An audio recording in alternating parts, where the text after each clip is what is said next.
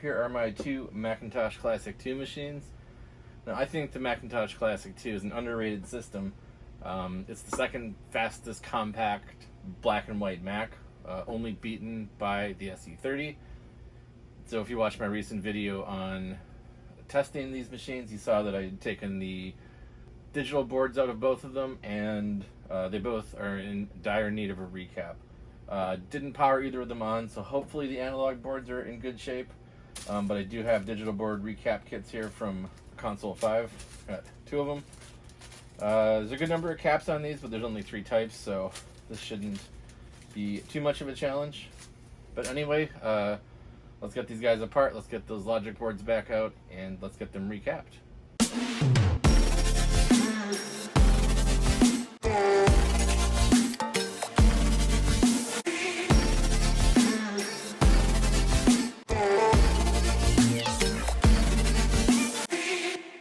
Alright, so first step is disassembly.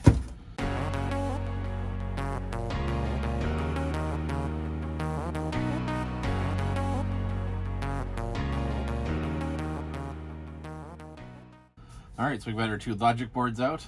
You can see that they're slightly different, which is interesting here. Slight differences, but shouldn't be a problem. Alright, so I'm going to go ahead and start with the board that's got more capacitors on it. Just because, no real reason. So we'll take our kit from Console 5 here, so we have the 3 big capacitors. That'll be here, here, and here. I don't know what the values of those are. 47 microfarads, 35 volts. Then we've got a bunch of the 10 microfarad, 16 volt capacitors, which is what I assume these are. And then we have these 2 here, which are 84, 50 volts. So that would be this capacitor here and this capacitor here. So in these 2 groups of 4, it's the one closest to the expansion port and closest to the RAM. And I say that now, so in case I forget when I get all these off, I can go back and look at the video. Now they all on the board are marked with positive. So with the electrolytics, the black band is negative. So you should be able to see the markings on all of them. So there's a little plus on all of the sides where there is a capacitor. All right, so first thing we have to do is get all these old capacitors off and get those loaded up into my dead capacitors and random ICs bag, which is getting really full. So you've seen me do this on some other videos. Capacitors that have leaked, I like to do the twist off method. I think I made a short about this, so if you wanted to go check that out, you can. Some people really hate it, but I will leave you to make your own judgment about things. I haven't had any bad luck ripping traces off with leak capacitors. Now, if this is a new capacitor, definitely would recommend the desolder method, because they're a little more structurally sound. But with these capacitors that have leaked, they're just kind of falling apart, so they get really weak, and just twisting them bends the legs, breaks the legs right off. All right, so I'm gonna go ahead and do this, and then I will get back to you after this fast forward.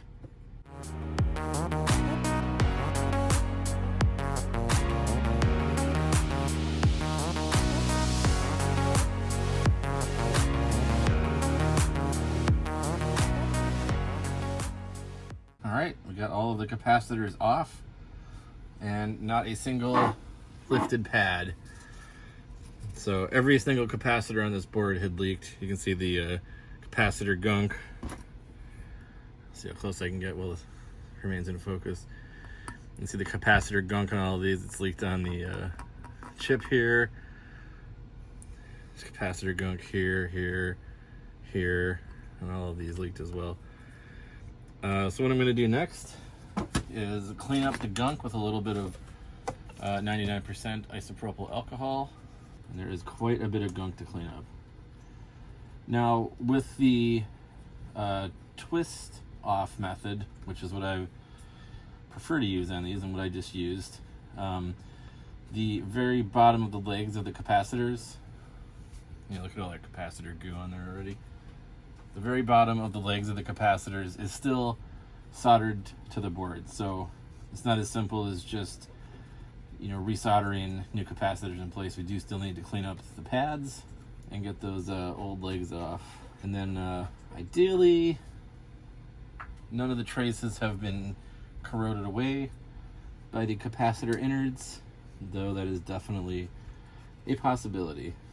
So this might be a fairly short recap only video, or we might get into some lengthy troubleshooting of a classic 2 board if any of the traces have been damaged.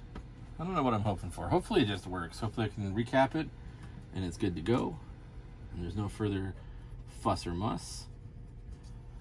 But that kind of makes for a boring video, so I guess I hope for your sake, if you're watching this, that things have gone horribly wrong and it's a super involved troubleshooting video. But for my sake, I hope it just a recap is all we need to do. Initial inspection, as I'm cleaning things up here, things look like they're in relatively good shape. I don't really see any problems, but problems can lie deep within.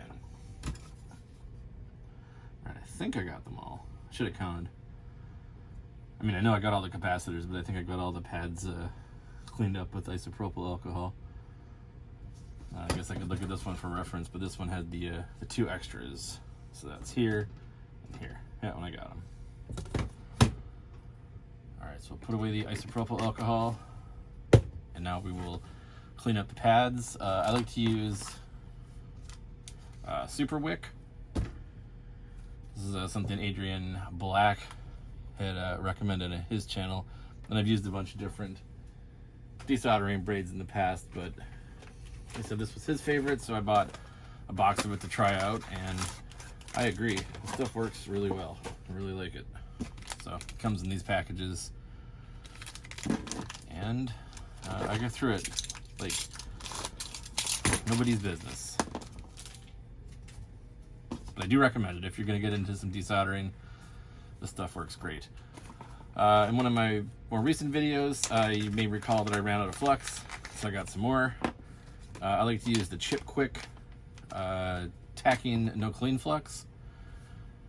So you can use this to tack down components, kind of. That's supposedly what it's for. And then you don't technically have to clean it up at the end, though I definitely do recommend doing that, because you don't want the flux to eat away at your board after you've replaced whatever you've replaced on it. So if you don't know what flux is, and if you're watching my channel, you probably do know what flux is. Flux just helps the solder flow better. So I'm going to squirt some on here. I'm going to start with this cluster of 4. And to get the soldering braid out, I got my soldering iron set to 5.5, which I don't know what that is. I don't have a super awesome soldering iron, but it really does get the job done for me. Let's go ahead and get those remaining legs off of those pads. Oftentimes the leg will stick to the solder braid, and I won't have to try to get the tweezers out to get it off, but not always. So you want to make sure that you do get the legs, because obviously leaving a little chunk of metal on a motherboard to potentially short something out is not ideal. So I'll just go through and clean all these up. Go through another fast forward. Hope you liked the song I picked for the last one. Obviously when I'm filming this, I don't know what I picked. I hope it was a good one. Anyway, oh, and one more thing before I do go to fast forward. When you're cleaning up these leaked capacitors, they have a really strong fishy smell when you hit them with the soldering iron. So if there was any doubt that these had leaked, all doubt has been removed by what my nose is telling me right now. Anyway, enjoy the fast forward montage. We'll see you once I'm done cleaning these up.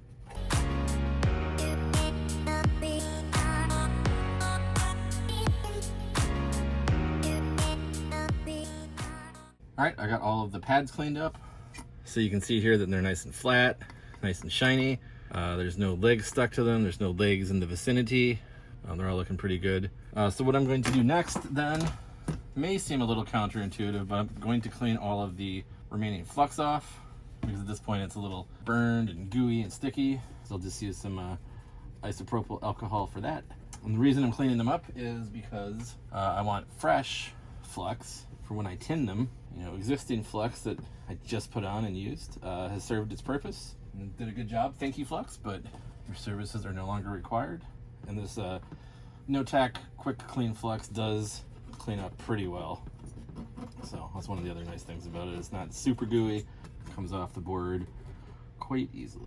Typically, modern electronics don't use leaded solder anymore because lead is not good for the environment, not good for people, but it does have a much lower melting point, so it is really good for electronics. So I'm just going to retin these pads here. Not too much, but enough to get a good coating on there. All right, so I'm just going to go through and do that, and then I will play yet another song for you. Please enjoy. So now I've got my pads tinned up. You can see that they have a nice little bump of fresh solder on there. So now the next step is to go ahead and install the new capacitors. So I'm going to start with the big ones and I guess work my way down from there. So again, I've got a number of videos about soldering, so I'm not going to go into super boring details today. Remember that electrolytic capacitors, the black band is negative.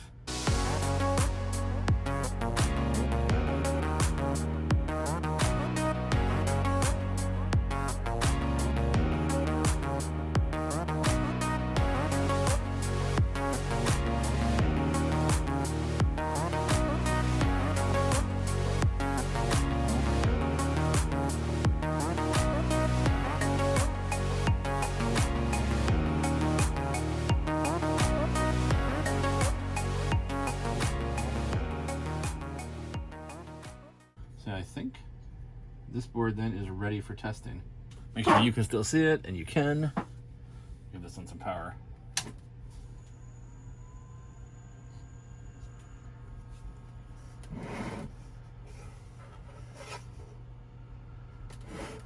Oh good, we've got jail bars. The other thing I'm going to do before I get too carried away troubleshooting is I'm just going to give this thing a nice bath in soapy water. The leaked electrolytic can certainly cause some issues. I do see that there's some gunk around these two ICs here. So let's go over to the sink and let's do a little scrubby. To do that, I'll take the RAM out. And actually, I think before we clean this one up, I will take all the capacitors off this other one as well.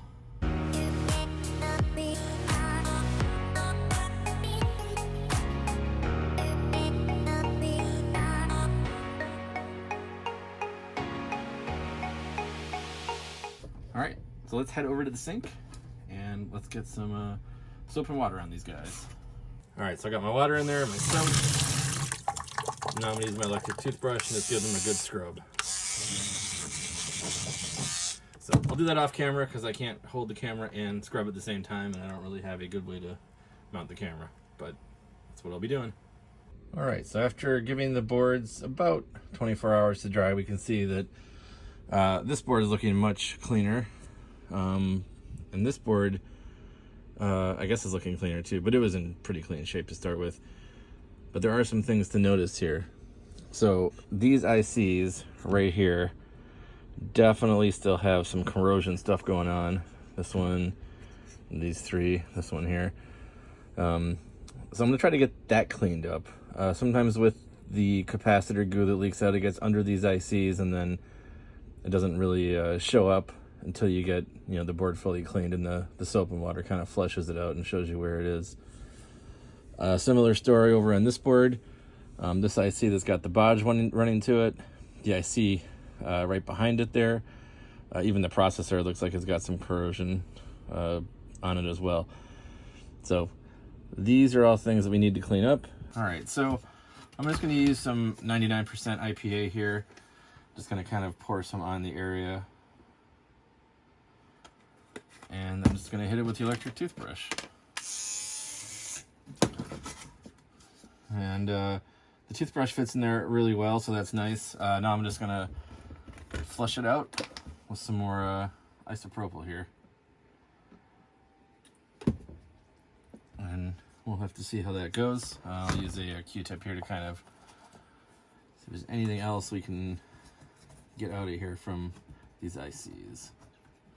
And just looking at the board in general, I don't see any other real problem areas. You know, that was kind of the only place where there was really any sort of damage from the capacitor goo leaking out, at least so far. You know, I guess only time will tell once we get this thing fired back up and plugged back in. Yeah, really, otherwise, seems to be in pretty good shape. So the nice thing about using 99% IPA to flush these boards out is it dries quite quickly.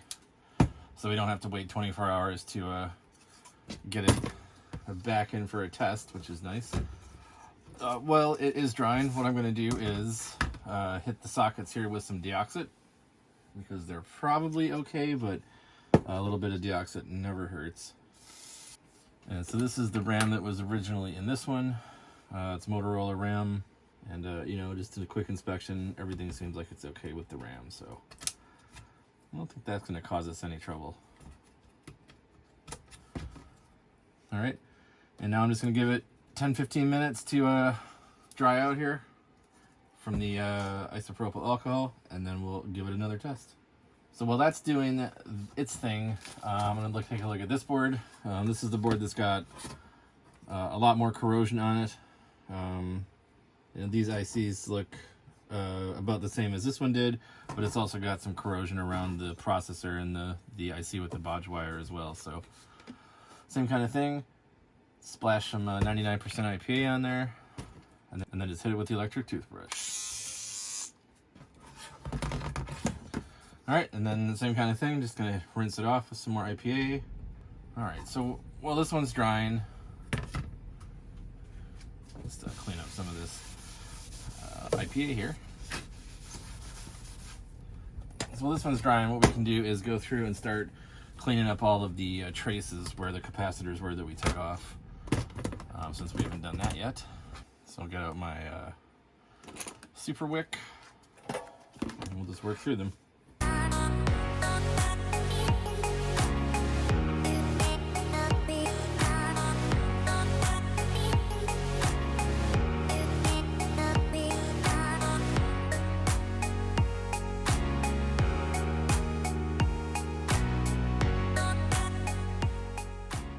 Alright, that is all of the pads tinned.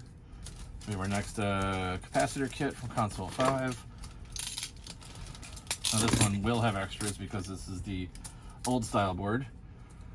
So I'm just going to look at the other board to make sure I get the orientation and location right of the capacitors. So I'll set that there as a reference.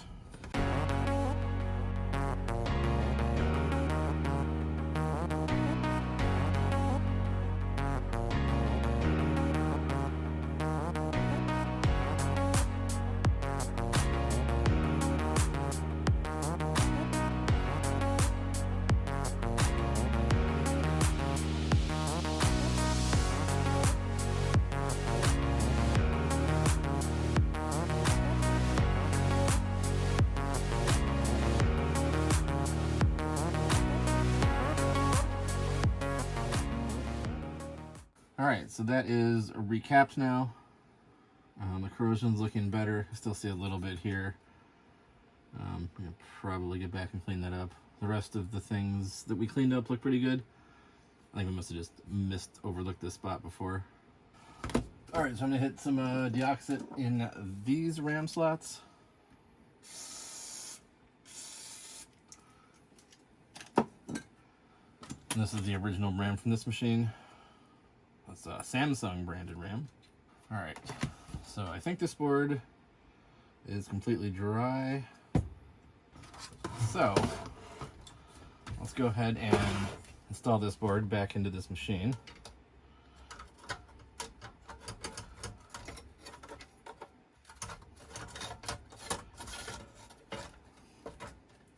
It's an interesting angle at which to do this. There we go. So again, we'll just plug in the analog board, not plug in the floppy or the SCSI. Make sure that it's off, which it is. Plug the machine into power. Let's turn it on.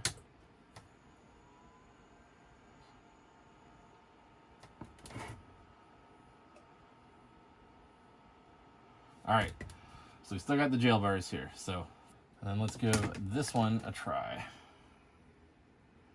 Actually, let's not. It's still quite wet.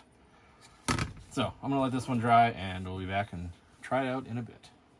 All right, so I went ahead and ordered a analog board recap kit from Console 5 to recap the other one. But before I turned the camera on, I just wanted to try this one out to make sure things were good. So I put the newer board in and turned it on, and it still had the jail bars. And then I was thinking, oh, maybe this one, it's an analog board problem. Maybe it's not getting the correct voltage out. So just for a quick test, I put the older of the two boards in. This is the one that I had recapped second. And oddly enough, it booted right up. Got the flashing question mark because I didn't have any drives connected. So this board's fixed. So then I was going to turn the camera on and show you that the other board's going to need some more troubleshooting. This board's working now. But now, when I plug this analog board in and turn it on, nothing happens. Like, absolutely nothing. So I'm thinking it might be the connectors that need to be reflowed. So I'm just going to do that quickly. Hopefully that's it. Otherwise, I'll be recapping this logic board, and I should have ordered 2 of these recap kits. So we'll hit it with some flux. It kind of looks like these might have been reflowed before, almost. There's definitely like some flux on there, but it could definitely have been from the factory too. I mean, there's flux kind of all over this board, but no idea if it's factory or not. Just gonna reflow these guys quickly though, and I think I'll add some fresh solder too.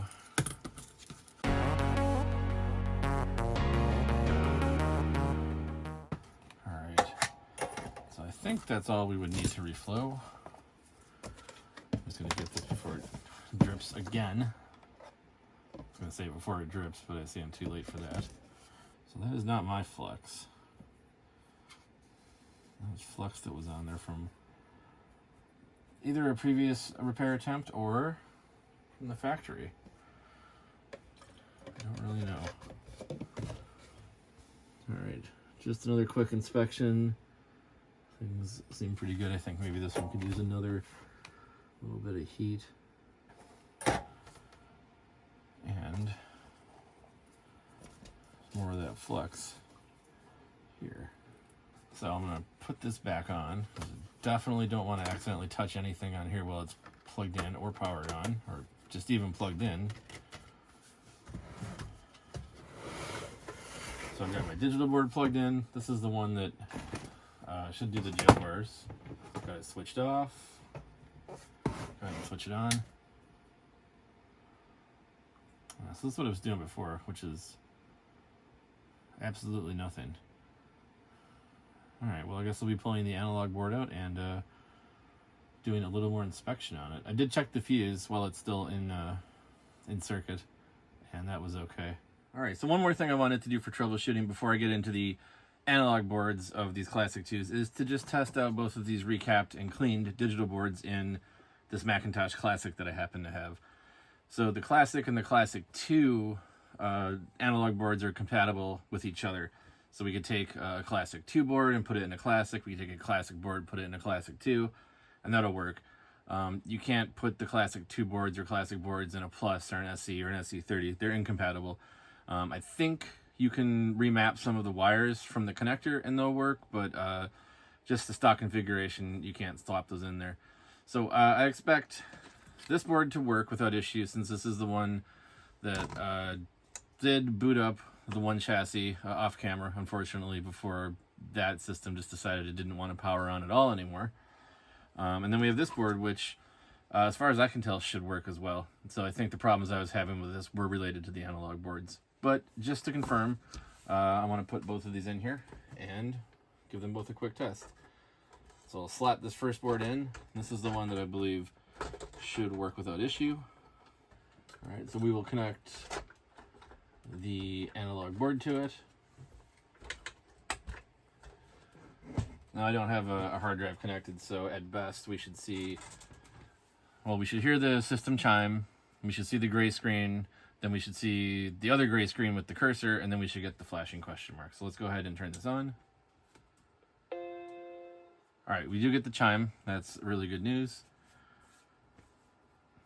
And there's the first gray screen, and there's the second gray screen, and there's the cursor. So we should get the flashing question mark here momentarily. And there it is. So that's good. This board is working. So let's take this one out. I'll set this off to the side here. And then we'll take this one, which I had previously was questioning if it was fixed or not, but I am suspecting quite strongly that it is fixed, and the problem is with the analog boards on both of the other chassis. So again, we'll connect this up.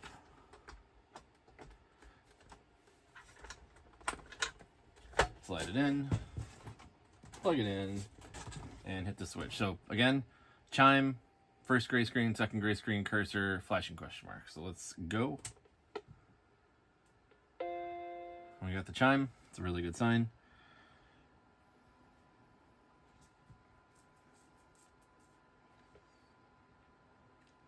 We saw the first gray screen, second gray screen with the question mark.